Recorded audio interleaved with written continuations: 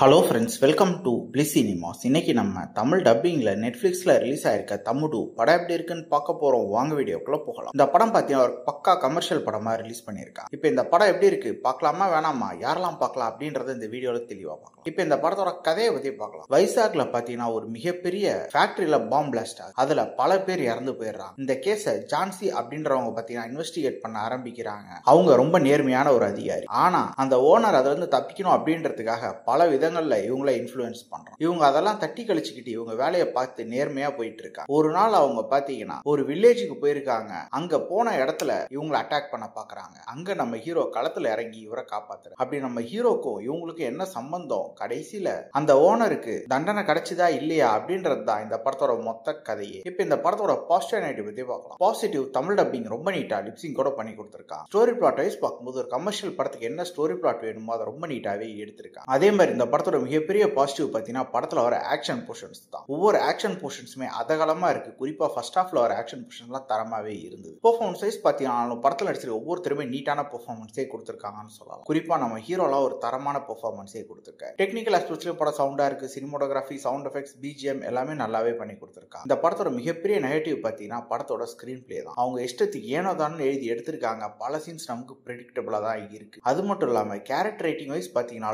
யார் கேரக்டருமே பெருசா டெப்தா எழுதல. யாரோடய மிகிலா உட்காந்து பார்க்க முடியும். இந்த படத்துல பல பேரோட கேரக்டர் நல்லா டெப்தா எழுதி அந்த எமோஷனல் நம்ம கரெக்டா இருந்தா கண்டிப்பா இந்த படம் ஒரு சூப்பர் ஹிட் படமாவே இருந்திருக்கும். இப்போ ஒரு ஒன் டைம் வாட்சபிள் படமா தான் இருக்கு. வேணும்னா ட்ரை பண்ணி பாருங்க. இன்னொரு வீடியோல சந்திக்கலாம்.